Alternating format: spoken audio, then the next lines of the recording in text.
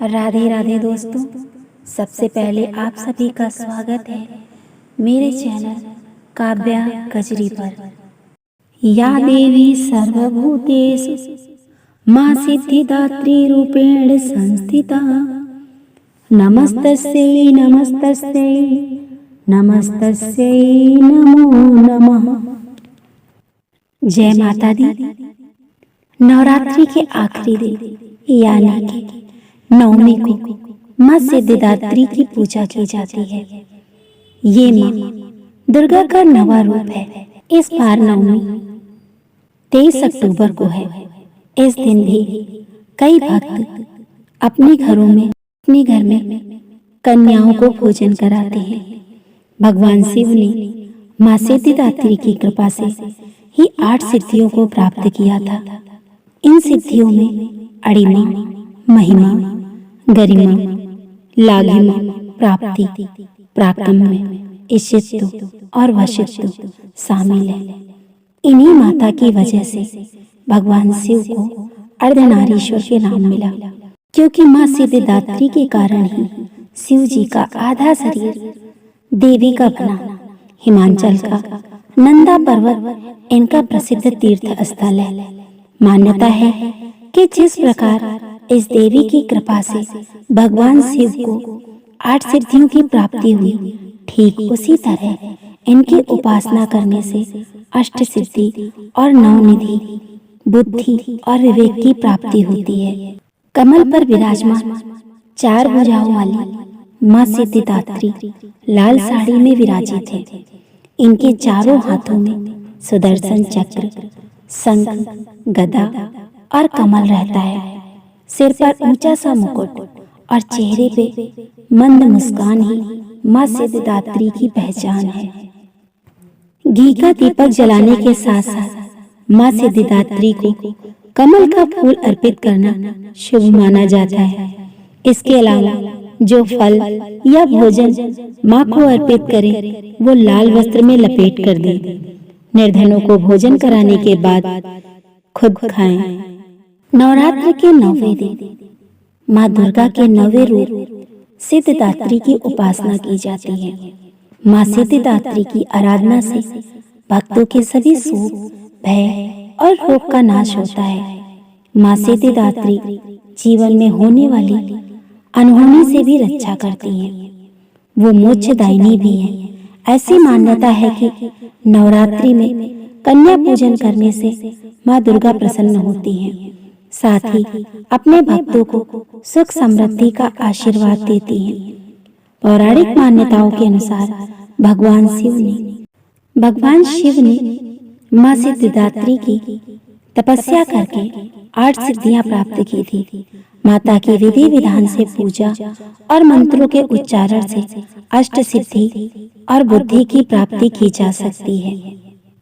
मां सिद्धिदात्री की पूजा के लिए सबसे पहले सुबह जल्दी उठकर स्नान करें।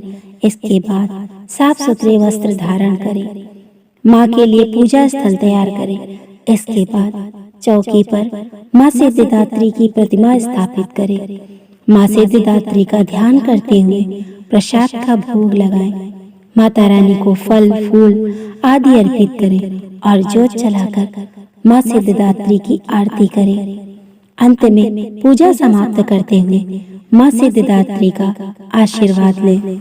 इस दिन भक्तों को अपना सारा ध्यान नरवार चक्र की ओर लगाना चाहिए। ये चक्र हमारे कपाल के मध्य में स्थित होता है।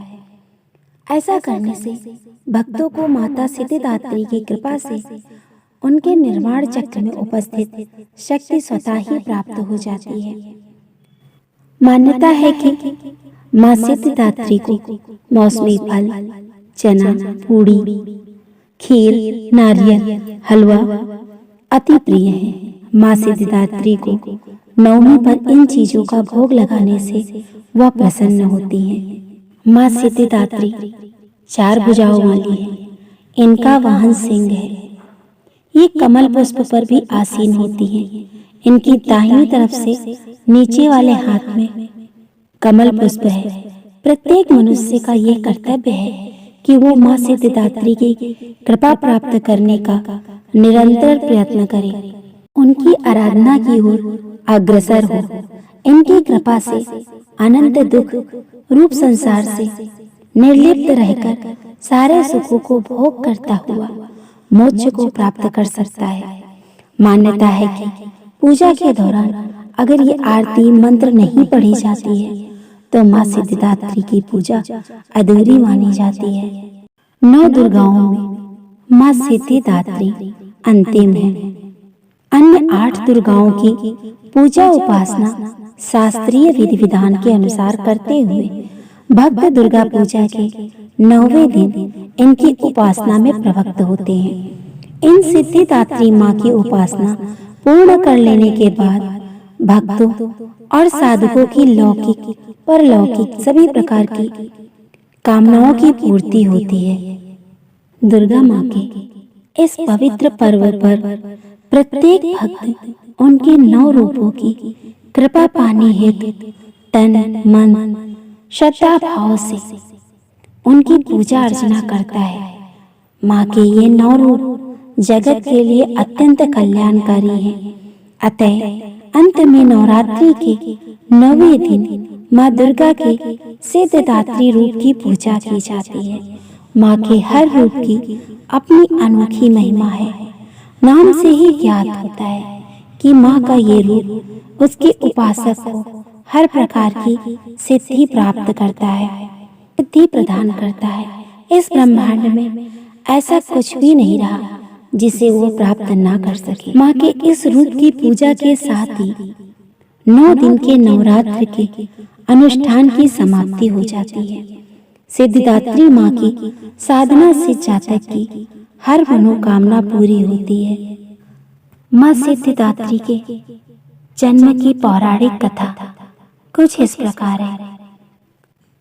माँ दुर्गा प्रतिपदा से लेकर 9वीं तिथि तक दानवों का नाश करती हैं, जिससे देवताओं के सभी भय दूर हो जाते हैं।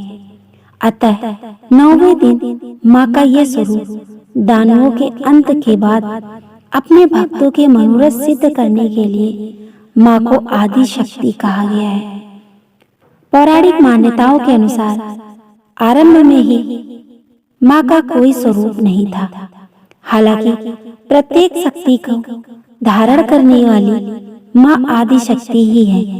भगवान शिव ने सिद्धियों की प्राप्ति के लिए माँ की उपासना की है और उनकी कई सिद्धियां प्राप्त की हैं। तब माँ भगवान शिव के ही आधे शरीर में शारदीय नवरात्र में जो लोग अपने घर पर या पंडाल माँ दुर्गा की मूर्तियां रखते हैं, वे महानवमी के अगले दिन दशहरा पर दुर्गा विसर्जन करते हैं, जबकि घरों में दुर्गा विसर्जन महानवमी को होता है।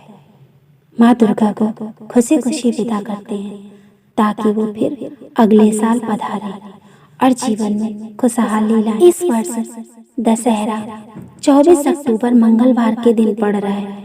धार्मिक मान्यताओं के अनुसार मंगलवार के दिन बेटी की विदा नहीं करते हैं।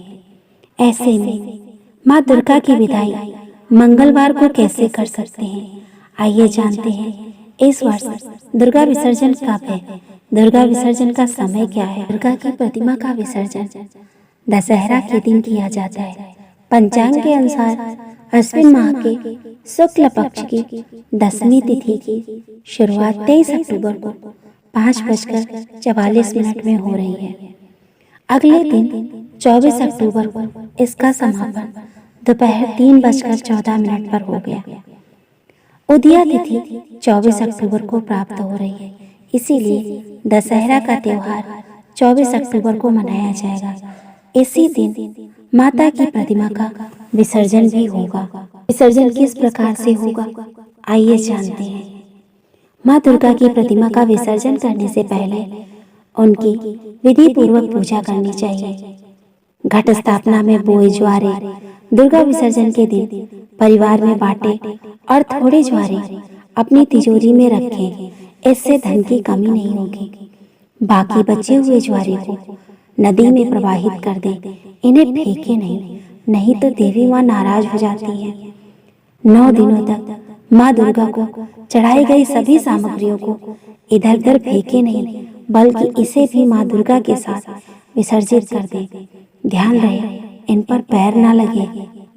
दुर्गा विसर्जन 10 दिनों तक चलने वाले नवरात्रि उत्सव के समापन का प्रतीक है, जिसमें माँ दुर्गा और उनके स्वरूपों का आवाहन करना और उनके आशीर्वाद के लिए गहन प्रार्थना और कठोर उपवास करना शामिल है। नवमी या दसवीं का शुभ दिन माँ दुर्गा की मूर्ति विसर्जन का प्रतीक है। माता रानी आप सभी पर अपनी कृपा बरसाए। जय माता दी। अगर आपको मेरा वीडियो पसंद आए तो मेरे वीडियो को लाइक करें, मेरे चैनल को सब्सक्राइब करें, ज़्यादा से ज़्यादा शेयर करें और